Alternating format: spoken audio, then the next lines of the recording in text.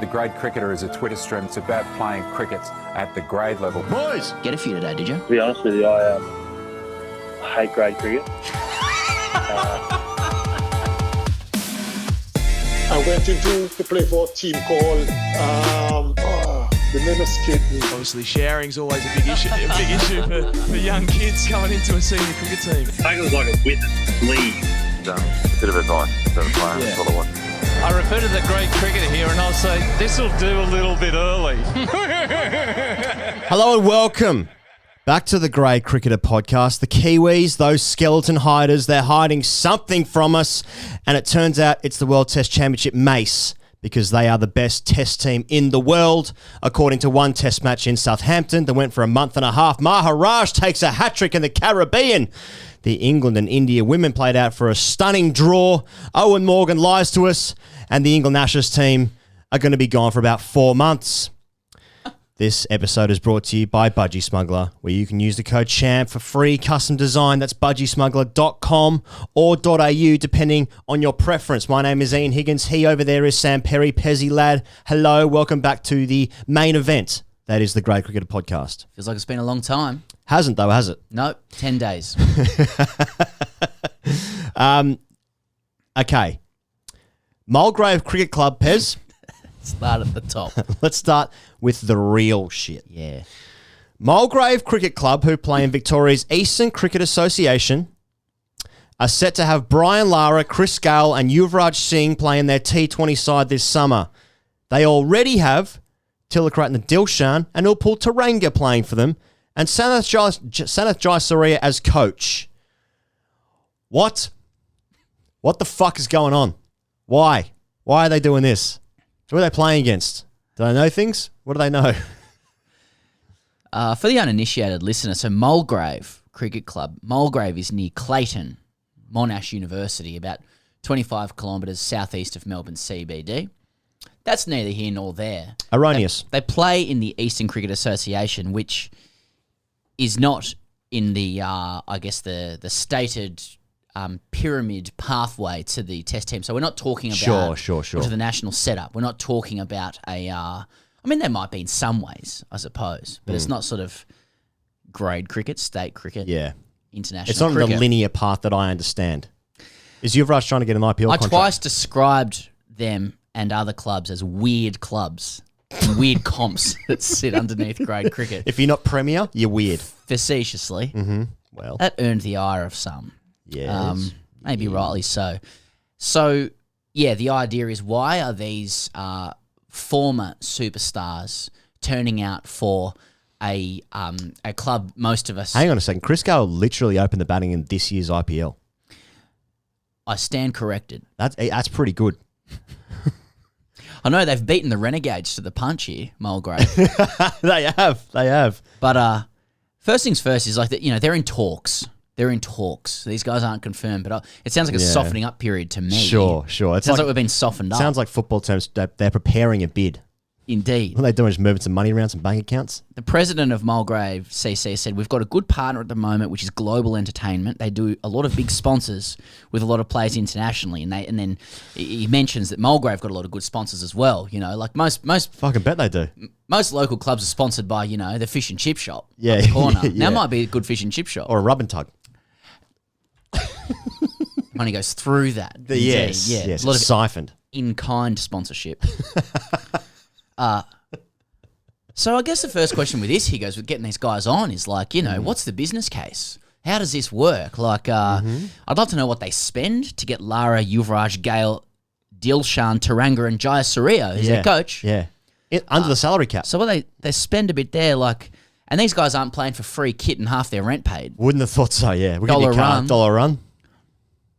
So are they making this back in bar sales, in sausage sandwiches? Are they just getting a lot of people along selling? You know what I mean? Is that it? Maybe it's a subscription drive for them. Oh, Where maybe... What was that noise that just came out of It you? was half You just all right. excreted. Oh? Fucking Tim Allen in... what was that show? Home Improvement. Home Improvement. Oh.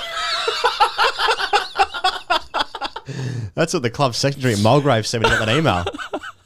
International players playing. Oh, Tim Allen, didn't he bark like a dog in that show as well? Didn't he? That was him showing approval for something. mate, how good were the 90s? How good were blokes? Fucking hell. How good were blokes? What a time to be alive. A couple of 90s blokes in this story too. A couple of 90s blokes here. Yeah, so... Yeah, so what I'm saying is it's a subs drive where maybe they're struggling to get an 11 on the field. Here's what we do. We spend a bit of cash. It's a PR drive here. And now, anytime anyone mentions Mulgrave... Oh, didn't Brian Lara play for that club? Is that it? Oh, he just played the T20s. Did he? Because you're not making the money back on sausage sandwiches. So somebody Well, owes... Bunnings seemed to.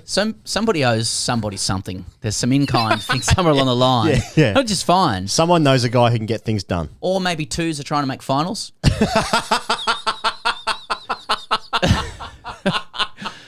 Just stack them. Yeah. Just stacking twos. What are they wearing? What are the guys wearing? Are they wearing Mulgrave kit? Full Mulgrave kit? Wouldn't have thought They're so. fine. Wouldn't have thought so. I can see Chris Gale with a gold lid, his gold IPL lid. These comps and please. I'd And almost, Brian you'd almost Lara. make that part of the terms. Brian Lara in his Windies. Windies kit. Yeah. I mean, who's the big star? I mean, because you got Yuvraj. Yeah. That's a big Nah, audience. It's the Prince, I think. Oh, of course. Well, is it? It is for me because I used to watch Home Improvement and bark like a dog at the TV. So I'm of that generation where Brian Lara is everything. Yuvraj is eyeballs. Yuvraj alpha the fuck out of Stuart Broad when he said, congratulations on all these test wickets. Remember that time he hit for his 6 sixes? Remember that? Well bowled. And then there's Chris Gale. Maybe this is a frog box play. Yeah. It just seems that these it comps might that sit be. underneath Premier Cricket in Victoria seems to be real. There's just so much coin. Can you explain this to No, me? I 'Cause can't. I'm going to try and find out. Okay. But I can't right now. But it does seem to be a gravy train. So maybe instead of kind of pillaring it, it's more like, well, Mulgrave, if you need commentators or an MCs or anything like that. Mate, I'll play let's with go. Brian Lara. Yeah. Well, they need somebody to sort of commentate the day or the evening. Mulgrave, if you're listening. They're not listening. No one's listening to this. I haven't even pressed record yet. This is just a whole... I can infect this to talk to you every week. Exactly. greatcricketer@gmail.com. Okay, Pez. Now, before we get into the World Test Championship final, Yep. now you and I have been speaking about this every day for the last week because we're doing our YouTube sort of 15 to 20 minute bits after every day's play. For those people who are consuming this podcast through Spotify and iTunes, et al., and they want to consume those bits of those bits and pieces through the ears rather than through the eyes. If you've got a child, if you like to walk your dog, listen to TGC, whatever you do, washing the dishes. Patreon.com/Grey Cricketer. All of our YouTube content, the audio exclusively lives at Patreon, patreon.com/Grey Cricketer. It's all there. And Pez and I have already recorded #AskTGC Fridays, which is our wants for every Friday that comes out. And this week's episode is good because we're talking about hitting sixes over the Lord's Pavilion. We're talking about Mongoose sponsorships. And we also dissect heavily a Robelinda 2 clip, which involves Steve Waugh and Brian Lara, which I've really enjoyed. And we didn't mean to. This isn't just a classic react to YouTube clip kind of format. We actually got a really long question from somebody who played indoor cricket, who was in turn told by us that you could never be alpha if you played indoor cricket. Yeah. His response was, well, Steve Waugh played indoor cricket. Steve and Mark Waugh played indoor cricket. And we were sort of well, that's different because they ended up outstripping their indoor career. Correct. Which then precipitated a conversation about a Robelinda 2 clip from the late 90s. Yeah. Depicting characters such as Hayden and Steve Waugh and Darren Lehman going up against Brian Lara. And my God, look, if you that ended up being about a 25-minute conversation that got to the heart of many of the cultural issues in Australian cricket. It did. Good or bad. Now that's what's happening at patreon.com/Grey Cricketer. There was obviously all the dailies for the test matches coming up as well between India and England, the World Cup. The T20 World Cups after that. There's 100 going on. There's the Ashes later in the year, so you can find all the audio for that if you want to join us there. Now, Pez, the World Test Championship final has been completed. And Finally. fucking Kiwis did it. Yeah. Fucking good for them. Yep. And I've got to say, having not watched enough of New Zealand cricket, I've watched the last little bit intensely, and they're a really good team. And it's such a shame. I can understand why the Kiwis during the 2019 summer, when they came out to Australia, were so excited for that series because here we go, we're gonna do these blokes on their own patch. And it was 3-0, and we just did not see any sort of version of New Zealand that turned up because New Zealand, they're a bloody good team. They are a good team. And it pains me to say. It does actually pain me to say that at all. We're saying off air, That's not the place that I have for New Zealand, but in my heart. they beat India. They beat India. Quite thoroughly in the end, in a really close match. Wonderful game of cricket. After it finished, you and I were wondering, are New Zealand good? Are they good? That's our own insecurity. Yeah, they snuck up on us, New Zealand. Yeah, didn't they? they have. Yeah, they snuck up. Does this heal the pain of the World Cup official defeat? I mean, it's the only thing they could do. It's the only thing. I mean, losing in some sort of other weird way in this game would have not been an ideal result for them either. Wouldn't have been an ideal result, mate, for them. Thanks, mate. I don't think. I was thinking about that game, the World Cup final 2019, and it must be the most fucked up experience to have played that game, and the amount of times they won that for them. Like how painful that must have been. And I take no pleasure out of that because people, like as anyone who's played any sort of sport, and you lose a close game, and then you're a professional athlete on top of that, and you win the game 4 or 5 times, the drop catches, the overthrows, the bad decisions, the run out, all that stuff, and they don't win it, that must have fucking killed them. And so good for them that there's heaps of guys in that team like Ross and Kane, our friends, who have now been at the crease winning the game. Good for them. That's a great story for them. Do you think Australians care? Do you think Australians have cared about this game? And depending on your answer, do we need to explain what happened? Yeah. Because the D's are playing well. My answer to that is I don't think anyone in Australia gives a fuck about this game because Australia don't play. They didn't play in the game. Therefore, they don't care. And that's our problem. That's Australia's problem. Australia consumes cricket only through their team playing. They have no appreciation for any team playing. And you know what? I say that as someone who has been doing that up until about maybe 2 years ago. So I understand it. But basically, all the media that is given to you, is presented to you, as an Australian cricket fan, even though it's such a huge sport here, is basically like, what are the Aussies up to? And Australia just aren't playing for a year. So, you know, there's heaps of other cricket and you consume it and you actually appreciate the skills of other players, different conditions, how they actually go about the game. It's amazing. Mate, these two teams play. So for those who didn't watch because we just follow Australian cricket, which is understandable, it's gone for a long period of time. You know? I feel like even English people don't really... Yeah. Well, England literally played a fucking T20 on the last day. T20I. I think it's different in England in the sense that like the fans of cricket are fragmented a little bit. So if you do like cricket in England, you do tend to be a little bit more of a global consumer of it rather than just like an England chess beater. Like that's mine. And I don't mean chess BETA, but that too. There's a lot of beta chess going around there. There is. So for those who like... Queen's Gambit. That was a bit of beta chess. The Crown. Yeah. The Crown. Could beat a chest going around there. We you know, did some investigation of cricket that's non-Australian. Yeah, and we learned some things. And I found some enthralling arm wrestling cricket. It was just it was a really, really good game. Turns out Kane Williamson was good. Who knew? And it's always intriguing cricket in England. It went for, as you said, 4.5 weeks because it rained and they had 1,000 reserve days. It took 4 weeks to play. But New Zealand emerged victors. So for those who don't know, I mean, it was really off the back of Kyle Jamieson, I thought, and then who won those massive contests. This guy's a bowler. Mate, he's a bowler. He's a bowler. And he's bigger than Cameron Green. Yeah, bigger than both. Bigger than both of them. I wanted to get that in. And the rest of them, the rest of them played really well. Like India weren't embarrassed. I saw some headlines saying that it's a shambolic defeat or whatever. Jesus. No, they played well. They probably got their selections wrong in the end. I thought that they should have played 2 spinners. Was probably just a seam wicket, but yeah. Well, it's funny because India picked their team 2 days out. That's how alpha they were. Well, we know what our team is. New Zealand waited an extra day or two and picked no spinner. And I've come out victorious. Yeah, it's interesting how it panned out. So the entire first day was washed out. Entire day 4 was washed out as well. So they played 2, 3, 5, and 6. So 4 days, four, and then none of those days actually were completed because bad light stopped playing on every day, except for the last day when they got the job done. But mate, I said this on our YouTube shows. These are the 2 best teams in the world, and I have full appreciation for like Australia's bowling attack. Australia have some good batters. Obviously, Steve Smith's not a bad stick. Yeah. He can hold a stick. You check his YouTube channel. He's telling you how to do it. He's telling you how to take guard. How to take guard. 80 seconds there. These teams are good, and I suppose with New Zealand they have advantages in terms of they won the toss, which isn't their fault or anything. I suppose in terms of New Zealand, their conditions at home are much closer to what it was in Southampton, though not identical. But I don't even think it's necessary to make excuses. India played well. New Zealand played slightly better. Yeah. And they just had one better bowler who just Jamison. I mean, I don't think we got to see him. We were talking about this before. I don't know if he played in Australia. I have a feeling he might have played the SCG, but maybe he didn't. But he's now played 8 tests. He's got 6 5-wicket hauls. They kept him in the stable. They kept the big horse in the stable, and we're like, can you unleash that?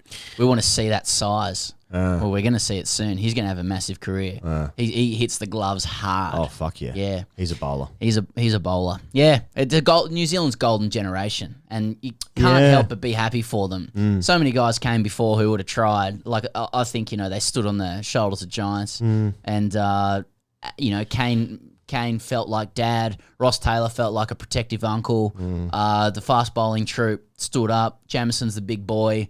Watling's a sportsman in his last game. Sweat through the cap.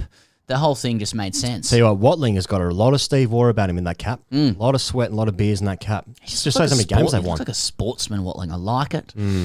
So maybe play a bit of fly half or something like that. Oh, of course. All of them had traded all in, as I've said before, for a game for the All Blacks.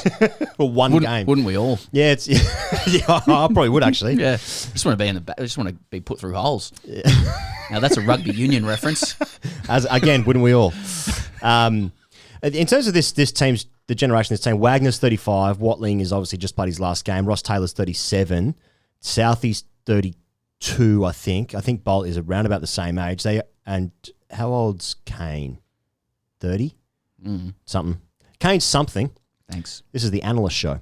This probably won't have been the last big tournament that they actually could have won, because can New Zealand go again for, say, the next 50 over World Cup? Well, they've got some depth though, don't they? Like Matt Henry in the ranks. Matt Henry was their best player. Lockie Ferguson. Yeah. They got some bowlers. Yeah, it's you're definitely reflecting a bit if you're in the Australian setup, aren't you? It's pretty. 100%. It's pretty bitter. Like, it's pretty bitter to go, how did New Zealand get there? Where are we? And it's, not even just in terms of talent, the cohesion of the team, how their program works, been superior in white ball cricket as well. It's leadership, isn't it? That's for Australian cricket to answer, I suppose, but it all looks pretty smooth sailing for New Zealand. How have they managed that? What does that say? You know how, I think it says a lot. I think there's this humility with New Zealand cricket that I've just never seen before. I've never experienced that watching my cricket. I've never experienced humility before. Even last night, right? Jadeja's a guy I think who can rile some opponents. He wasn't even doing anything particularly eccentric. He did something yesterday to, was it Wagner? And I just thought, like, if that was one of our guys, that's a flashpoint. Then it kicks off, and then Australia gets distracted. Australia's so focused on winning like mental battles rather than actually winning battles. It's funny. I don't know. I guess we're just reflecting on the experience of watching officially the best Test team in the world. Though I think India might actually. I think if they played, wait till we get them at the Gabba. Wait to get into the Modi Stadium. Yeah. Unfortunately, New Zealand don't travel, but Yeah, well, one of the experiences of watching the game once again was like, there's Kane Williamson and Virat Kohli talking before the game started, or before the an inning started with Kohli out at the crease. Didn't seem to be a problem there. Like, the game seemed to happen without any kind of flashpoint or verbal aggression or someone blowing up at someone or some kind of personal rivalry. It was a bit boring, wasn't it? Yeah, that's right. And that's what New Zealand actually made hard work of it. Yeah. It was a tough watch. Indeed. It was a tough watch, that 6 If only they were just cunts a little bit more. Get in the ear. Yeah. Well, they're World Test Championship winners. But it doesn't matter because Australia didn't play, so therefore we didn't watch exactly. it. Didn't happen. D's are playing well. All right, the West Indies versus South Africa pairs. Another Test match was happening at the same time. South Africa won the second Test. They won the series 2-0. We spoke to Unrick Nortje a couple of weeks ago, and that was their goal. Which is surprising. Most people would have said, no, I hope for 1-1 here. The biggest talking point of the match, Maharaj took a hat-trick, first South African hat-trick talking about it. in 61 years, second Test hat-trick ever for South Africa. Have you seen the hat-trick? No. The first ball is Kyle Myers, who famously hit a double 100 against Bangladesh about maybe 3 months ago. When they're chasing like 400, he had a double 100 to win. He's batting 4 for the West Indies. He slog swept the first ball to Unrick Nortje, deep mid wicket. That's your first wicket. Second wicket is Bill Bat Pat of Jason Holder. Oh, yeah? Third wicket, who was batting? I can't think of the batsman's name. I'm sure no one will let me know. Absolute fucking screamer at leg slip by Mulder, Scully's mate. Hat trick, left arm spin. How does a left arm spinner take a hat trick? What do you mean? That's the easiest job in cricket. That's the easiest life you can have in cricket. Left arm spin. Oh, we've often. Just get him down there. Look at fucking Mitch Santner. You've negged New Zealand win. You're negging Maharaj after a hat trick. Yeah. Aussie, Aussie, Aussie! You've got to stop saying that when I come into the studio every morning.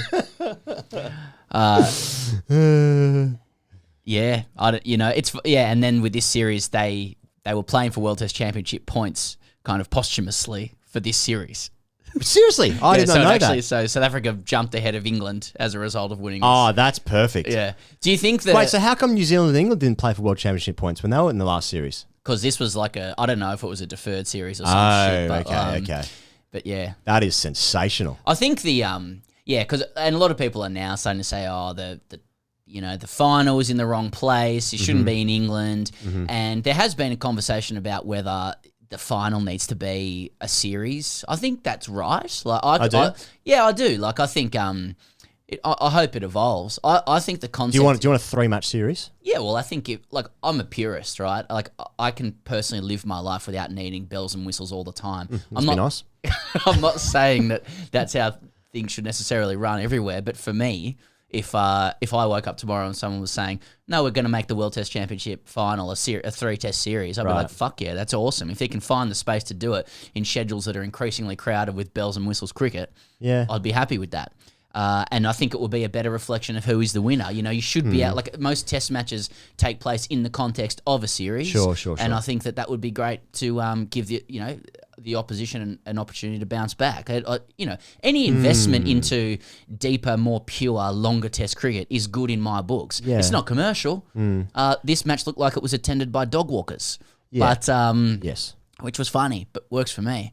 So yeah, there's issues with the format, obviously, given the fact that South Africa were playing for points after the World Test Championship final. Yeah. And they also changed the thing during COVID as well, where it was going to be a points-based system, then it was a percentage-based system. But I feel like chat about that right now as New Zealand are literally still circuiting as we record. I fucking hope so. Yeah, I fucking hope so too. It was inhabited by an old Dutchman. Yeah, by Alf.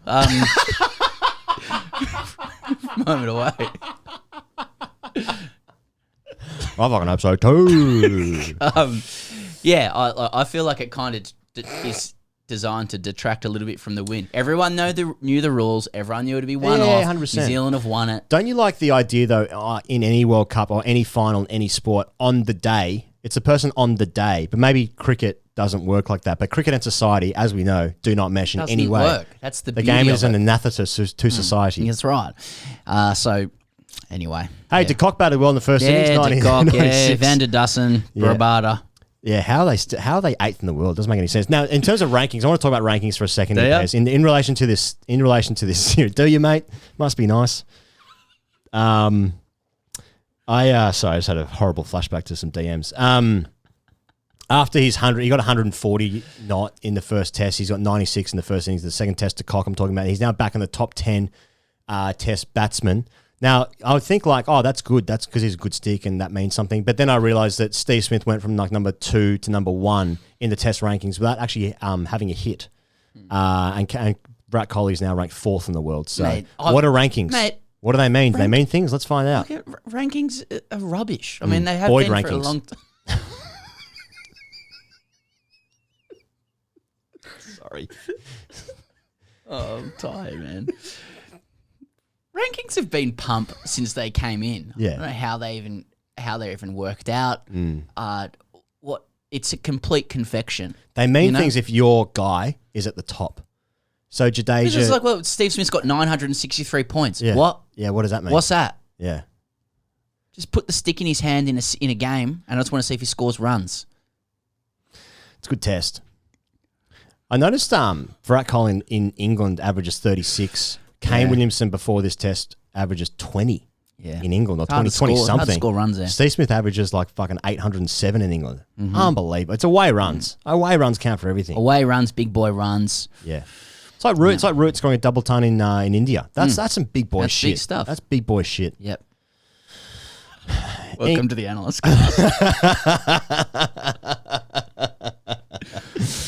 England v India Women, Pez. Yep. That was, when did that finish? Now, that was played at the same time as the World Test Championship Final, the beginning of it. It was played in Bristol, but it was on a used wicket. They played a Vitality Blast game the day before.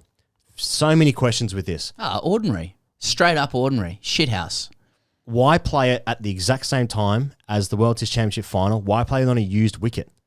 Like, Indian women haven't played a test match in fucking ages. The English women wouldn't have played a test match since they played the Ashes in Australia. They play England are playing another. Actually, both these teams are playing test matches against Australia in the Australian summer later this year and beginning of next year.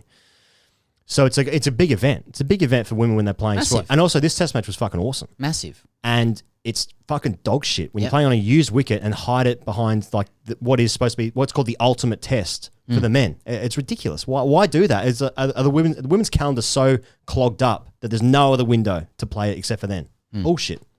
IMO. Yep. Oh, nothing else to add other than it's, as you said, dog shit. Sue Redfern was an umpire in that game, Pez, female umpire from England, and she's going to, she is going to, in fact, she already did. She was the first female official for a men's international from England. She umpired she was the fourth umpire for the T20 against Sri Lanka in Cardiff. And that followed Claire Polisak, who was the fourth umpire during the Sydney Test match last summer against India out here. Claire Polisak, Sydney grade cricket umpire as well. Came through the ranks. Good stuff. Sisters getting it done.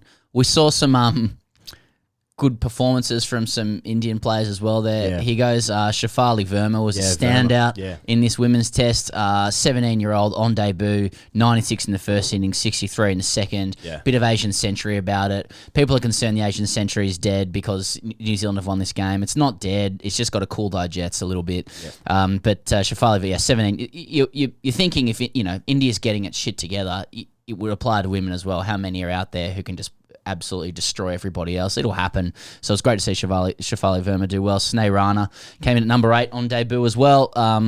Made an unbeaten 80 to stall England's push for victory. So I think the people who listen to this maybe have not consumed much female cricket before, women's cricket before. It's getting bigger, and it's going to be quite a big summer out here in Australia, especially with the Ashes, and also Australia and India women playing a game in Perth. Yeah. A day-night test in Perth as well, which will mean that they'll finish at like 2 in the morning in Australia. No, what time will that finish? Yeah, actually 1 in the morning in the eastern states. And anyway, whatever. And that's good because Australia will win here, and I like seeing Australian win. I haven't seen Australia win for a long time. Hey, what about the Women's World Cup in March last year? That feels like a decade ago. Yeah, just before COVID. Yeah, bits gone on since then. Including comments from Owen Morgan. Yeah, we're talking. Now, I've got some background on this. Background, Pez. So, Owen Morgan and his deputy, Josh Butler, were accused of mocking the way Indian people address them in English. Yeah. After some Twitter posts from several years ago came to light. It was 2017, I think. Yep. It wasn't that long ago, yeah. 2018. 2018. So the ECB have launched like a social media review broadly following the Ollie Robinson suspension. And so they're doing this investigation. They're looking at re-emergence of like historic and racist and sexist posts. And then this Owen Morgan, Josh Butler stuff's come up. And so I'm saying that with my I guess verbally, but you have to read it. So it's Morgan writing to Butler saying, sir, you're my favourite batsman, and like Butler saying stuff like to Hales, like, well done on double 100, much beauty batting, you are on fire, sir. I always reply, sir, no one else like me, like you, like me. And even Brendan McCullum's in there going, sir, you play very good opening batting.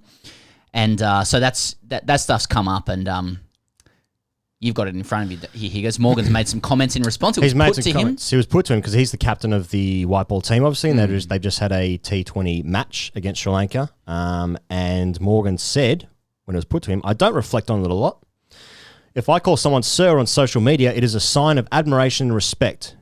If that is taken out of context, there is nothing I can control or do about it, so I have not looked into it. Well, that's a lie.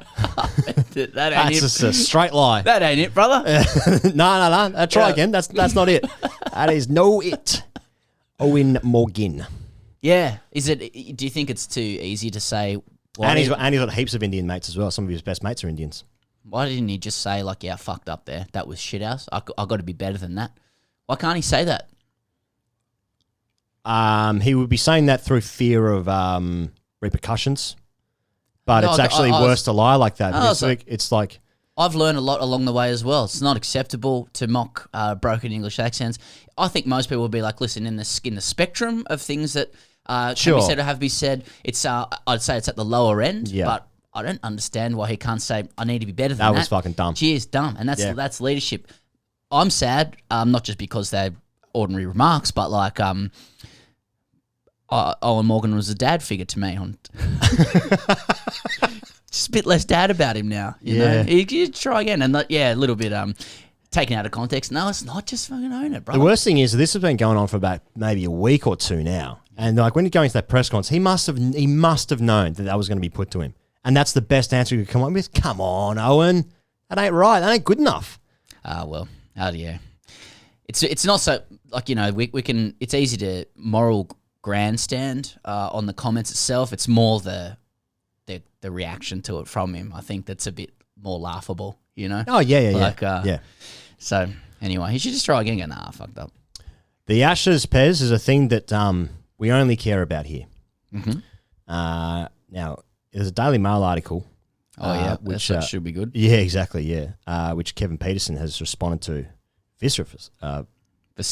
Vociferously, thank you. England players are facing up to 4 months without seeing their families due to COVID/quarantine restrictions et al.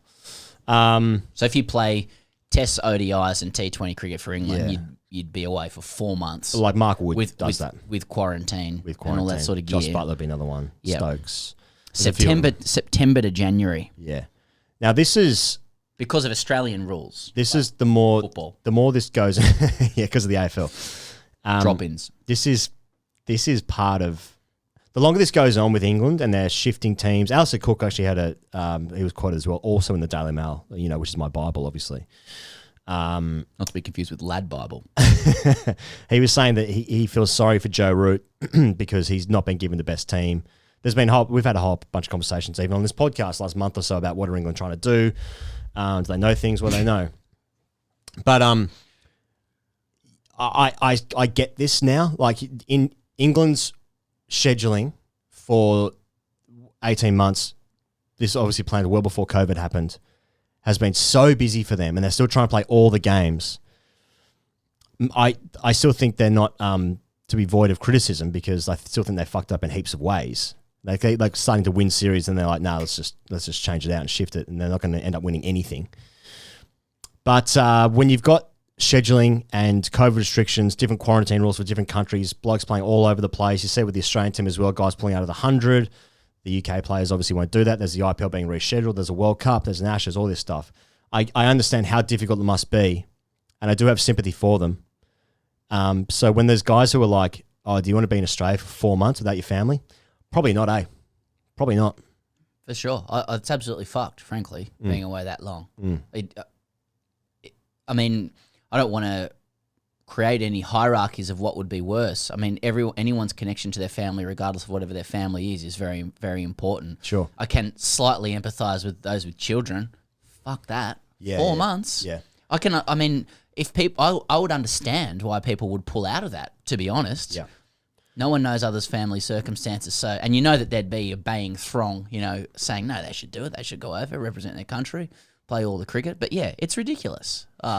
So yeah, and it's due to Australian quarantine rules. I mean, hopefully they can change and become a little bit more manageable. I think some lobbying is going on behalf of CA's doing it on behalf of the ECB. Yeah. But yeah, it's an insane amount of time to be away, really. Kevin Peterson made that point, saying that anyone who wants to pull out would have my full support. Yeah. It makes perfect sense. You know, this isn't actually that far removed from the conversation where you hear a lot of ex-players talking about players wanting to play in the IPL compared to wanting to play, you know, a bilateral series against the West Indies or Bangladesh. It's just such a modern problem which has come up. And the guys playing now, this is the first generation of guys who have to deal with this problem where it's like club and country and stuff, you know? And like, no one knows what it would be like to be away from home as much as these guys are anyway. Yeah. When you add a quarantine to that in a hotel room, living and breathing by results, then you go online, you're getting criticised by ex-players who don't really understand, who are also a little bit jealous of the money. It must be fucking brutal. And yeah, I mean, there's nothing much else to add that I can add anyway. Being like, I mean, as a single person, being 4 months in a hotel room, fucking hell, that's insane. Let alone if I had, loved ones I couldn't even see, a family to support back home. Fuck that. I mean, but this also is a bit of a problem in terms of, well, what kind of Ashes are we going to be looking at by the time it comes around to that? Who knows what Australia's, vaccine rate is even going to be? Maybe 3% by then. Grim. But mate, England are up against it in every format, in every competition they go into anyway. I mean, what teams are going to be rolling out come the Ashes? Also, Ollie Stone's just gone down with, I was going to say shin splints. It's way more serious than that. He's gone down with stressies. A couple of stressies for Ollie. Badge of honour for a quick release. Yeah, it is, yeah. I bowl fast enough to get a stress fracture. So he's probably out of the Ashes. I've got concerns about Joffre and how many tests You've been saying that. You are concerned about him. I am concerned about him. Although it's nice to get a cameo from him. My birthday. Hey Higgins, happy birthday championship. Congratulations on your rig, chest, pipes and salads. With a setup like that, I know the choppy will be good. You're such a sweet boy. Keep being good at the internet. Lots of peace and love from Ken Pierce and myself. Enjoy. Yeah, so there's that. All right. Well, this episode, as ever, is brought to you by Budgie Smuggler. You can use the code CHAMP for free custom design. Value that, Pez. Oh, $50, £50, Quid. $100. This week, he goes, we're providing suggestions along the theme of the lines of most underestimated people of all time, given New Zealand's win, the World Test Championship. Yep. Okay, so here's a couple of people. I'm just thinking about sports people. Please. Underrated sports people that you might be able to want to put on some, as part of a custom design. Yep. Can't talk. Like I'm not in words. Muggsy Bogues. Yep. George Hudgie. Yep. Lewis Sahar. Michael Carrick. Yep. Greg Florimo. Mm-hmm. Cheers. Stephen Bradbury. Eric the Eel Musambani. Daniel Kowalski. I want to say Daniel Ricciardo as well. Underrated? I don't think we appreciate him in this country because Right. F1 not a massive sport here. Tell us about F1. Okay, well, what you need to know is, mate, You got to get a big F1 seat Yeah. behind you. and you go vroom. You go vroom vroom. And you go round a track, and whoever finishes first gets some points. And We could ask Hodgie. Dodgeball, he's a motorsport guy. he is the motorsport guy. Brad Hodge, underrated. Hodge, yeah. Yep. Jamie Siddons. Michael Bevan Really? Underrated? in Test match At cricket. test level. So there's some people you might want to put on. Some of your custom designs. That's at... It sounds like you got others in your head. Nah, I'm looking at your I just eyes. kept thinking about Daniel Kowalski. Yeah? What about him? Good swimmer. Hell of a swimmer. And just can in that swim. era of just in between Grant Hackett and Kieran Perkins. Yeah. Always Kieran Perkins silver medal. Who's your alpha swimmer? So I was a Kieran Perkins guy. That he was like when I used to swim, he was the top dog. You, I never and swam. you were a top swimmer. I could swim. Mm. Nationals. Nationals. I did a thing. National. I did a thing once. The national. Yes, exactly. Yeah. So he was the big dog, and then Ian Thorpe came through. So that's about when I stopped. When Ian Thorpe was maybe, I think he's a year or two older than me. You saw Thorpe and you went, Geez, those feet are big. Some fucking big old flippers.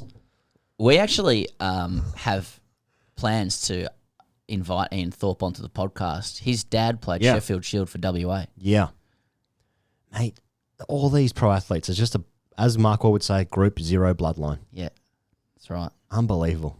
I think he said Group 1 He said Group didn't he? 1. Yeah. The Group 0 exists. Group 0 was a is it? thing from the social pages when a lot of men used to look at the women in the rank social women. pages and rank them according to horse groups. And Group 0 was the best group. Why is that funny? It's Because it's so ridiculous. yeah. Josh, Group 0. So yeah, Budgie.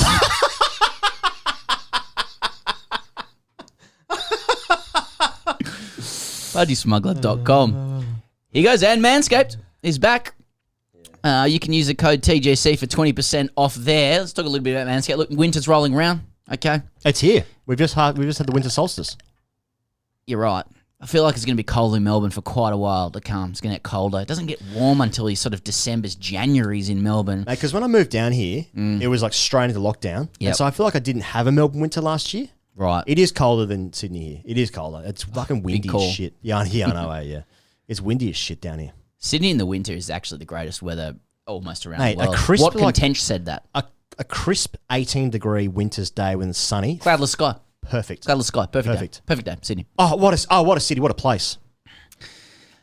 But it is Shame winter, about those which COVID numbers, Pez.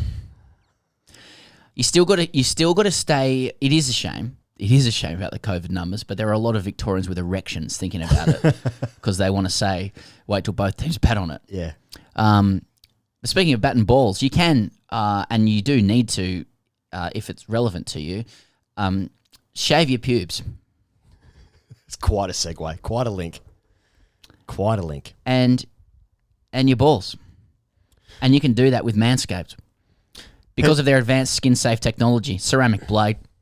And if you get the performance package, it's pretty much the best buy of 2021. You get the lawnmower 3.0, the weed whacker, hair trimmer, performance boxer briefs, travel bag. Fucking hell. It's been a lot of recording. Yeah. 79% of partners polled by Manscaped admitted that long nose hair is a major turnoff. When did you first start shaving your nose?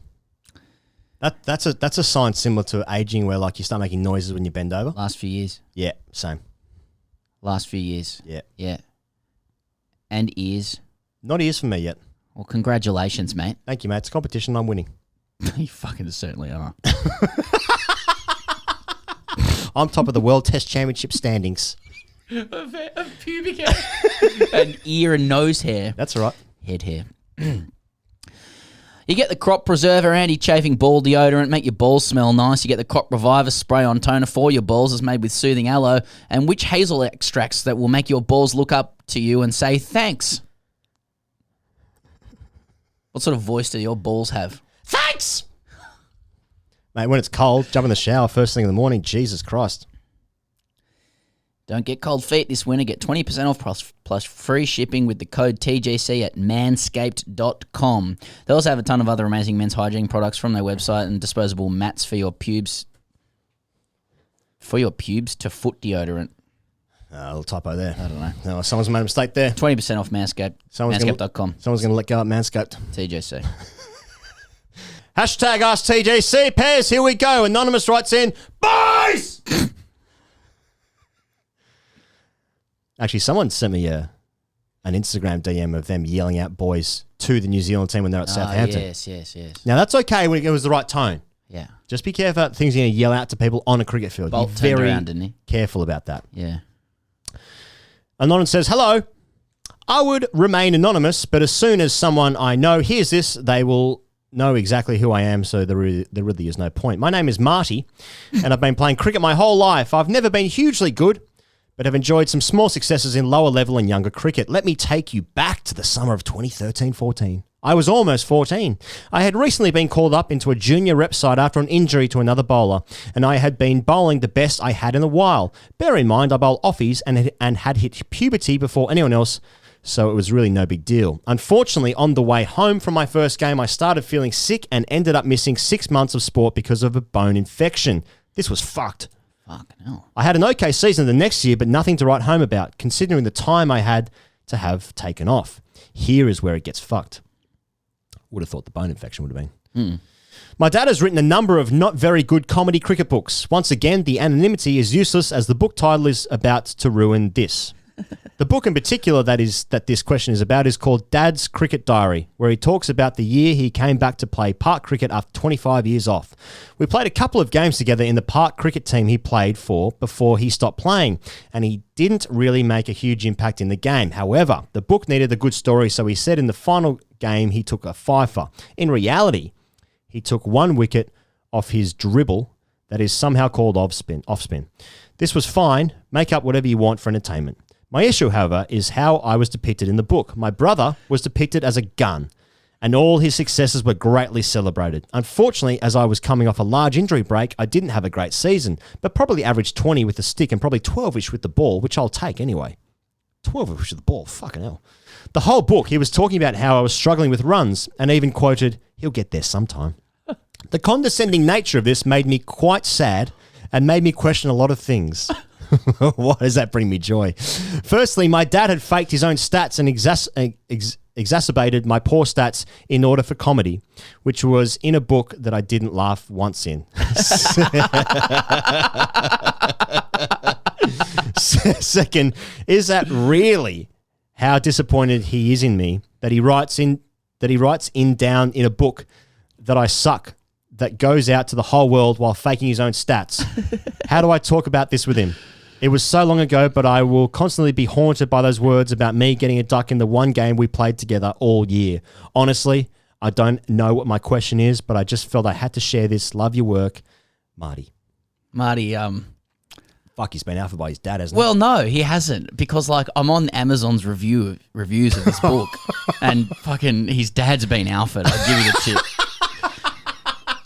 I mean, Marty's saying this because he's like, this isn't even that funny. Yeah, and his dad's yeah. tried to stitch him up big time. Yeah. He's got bone problems, which meant he couldn't play cricket. Jesus Christ. What's the name of the book again? Dad's Cricket Diary. Dad's Cricket Diary. Yeah. And the titles of the reviews are Not Much Laughter to Be Had.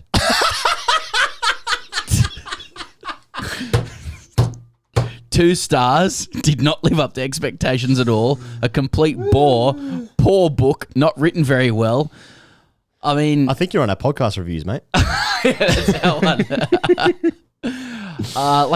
Like that's gonna live with your dad, who'd by now know how it's been received, and then to add insult to injury, you're essentially saying that he lied about you being shit and padded his own stats. Yeah. Your dad's got a bit going on, Marty. Yeah. And I presume that us talking about this kind of adds insult to injury. Oh, that's harsh. So I'm sort of feeling sorry for Marty's dad, to be honest. There's a bit going on he needs to sort out. I can't even read that review. That's fucking harsh. Yeah, he's got a bit going on. Yeah. But I mean, the sadness is with this that he played one game with his dad all year. Obviously, would have meant a lot to him. Maybe less to his dad, who was just trying to get content. And he gets a duck. And he just wanted to get a hug from dad mid-pitch, like Kane and Ross did in this game. I don't just two mates hugging understand together. how you can be a dad and play with your son and Fucking alpha him. alpha them when you're playing with them. But I don't. Yeah. My kids are like 3, so maybe when they get older and you start to hate them a bit more. Be like some ticks. Exactly. I don't know. Yeah. Doesn't make sense. I know a lot of other dads that like older and they play with their children. They just like Richard Hines plays with his son. Yeah. And he's like, it's the greatest thing Yeah, of all yeah. time. He talks about it all the time. Yeah, to Yeah, play yeah. with your kids would be the greatest thing to be able to do. Yeah. Their dad's taking the shit onto the field where they're like alpha and their son. Like, how would you be anything but protective and happy to be able to participate and do it at all? You know, it just becomes overrun with all of this other fucking ego That shit. sounds like some fucking deep-seated shit where like you took away my youth, son. That's coming across to me. It's like there's some anger. Yeah. There's some Maybe anger and Marty's guilt dad's got a point. Actually, now I'm coming around full circle.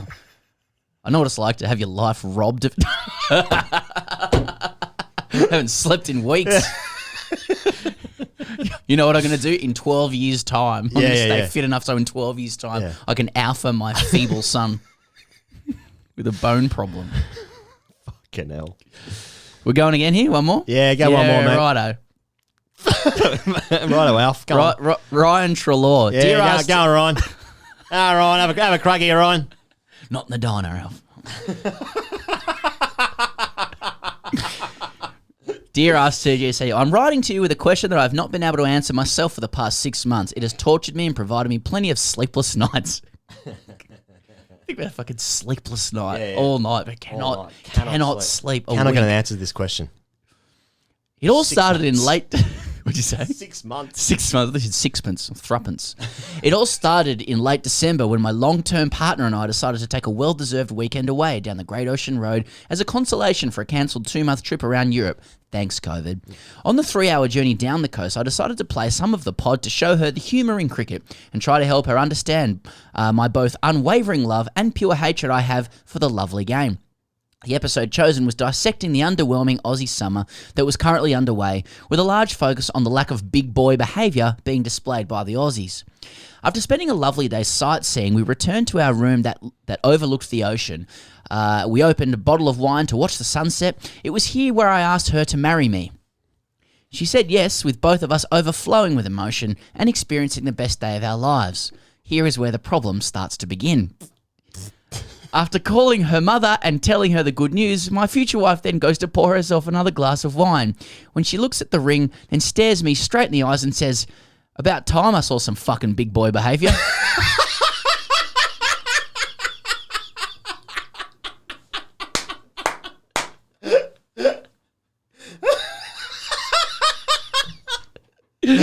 I was absolutely stunned. I thought, have I just been outed by my fiancée not 15 minutes after proposing to her? How am I going to recover from this? She went hard and went early in establishing herself as the dominant partner in this new part of the relationship. And my question to you guys is there any way back from here? P.S. Tried to integrate some of my personal achievements into the question. However, a 50 not out and under 14 G grade grand final, yes, they go that low. And a fit first grade firefighter in a side that lost every game for the entire season didn't really fit in seamlessly. Thanks again, lads. Ryan. Ryan, very good. Congratulations, Ryan. Congratulations, Ryan. You've just why in my mind is he like in the Amalfi Coast and he's just proposed to Steve Waugh, wearing a baggy green and those Oakley sunglasses that he bought from 7-Eleven. I could imagine how stunned he would be hearing that. Like he'd be sort of dizzy as it is with the entire thing going on. Yeah. With the proposal and everything. Right. There'd be a lot of endorphins that are just being released. There's a bit of champagne about, and then she just fucking looks up and smashes him with that. Mate, it's the fucking for me. Yeah. About time I saw some fucking big boy behaviour. Well, you know, That's unbelievable. wouldn't be the first bloke for whom things start to change once the proposal comes in, you know? I think it's fair to say we're probably going to MC this wedding, Piers. I think it's fair to say.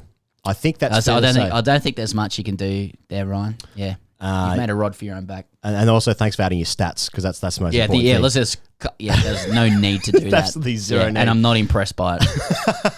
I don't know what fucking comp you mean by first grade and all that sort of shit as well. Congratulations. Congratulations, Ryan. All right, as I said, there's more of this. #AskTGC Fridays dropping tomorrow on patreon.com/Great Cricket. It just slides straight into your podcast feed, and that's how it works. All right, that's it. Now, we will say... Yeah, big announcement. Sorry, I should have said this earlier. My bad. We were lucky enough to interview Michael Holding a little while ago, and we're going to release that next week. And the podcast won't be coming out on Thursday. We delayed it this week because we wanted to talk about the World Test Championship final. As it turns out, a whole lot of other stuff has happened in that course, so it actually turned out quite well during this episode. But we're going to release the podcast on... I'd say Monday. Yes. And what we've decided to do... it was an interview, as you said, that we recorded some months ago on the back of the release of his new book, and he was kind enough to give us an hour. It was an hour, and frankly, I think you and I both left the interview feeling like it was a pretty special conversation. Yeah, and in honour of that, that's what the podcast is going to be next week. We might top and tail it with some chat, but really, that's going to be it, and we'd encourage you to tune in. It's pretty amazing. He's a special guy. His book is super interesting as well, and we hope people, in the middle of the year, obviously because the D's are playing well, get a lot out of it. What he's talking about is more important than fucking who's winning some T20s. We have been lucky enough to have long interviews with Shane Watson, obviously, Greg Chappell, now Michael Holding as well. This is a different theme, I suppose, but it's things you've definitely heard him speak about before, and it's very important stuff. And yeah, his book is fucking amazing because I read it in a day. So anyway, that's what the podcast will be about next Monday when it'll come out. Did you? Really hope. I just sort of flicked through it. You can read, can you? Yeah, I just read the Spark Notes. That'll come out on Monday, and we really hope you guys get around that. Of course, you can find us all over the internet. You guys know how it works. So then, have a great weekend, everyone. Congratulations to the Kiwis, those skeleton hiders not hiding anything anymore. They're taking home the big lollipop. We'll see you guys next week.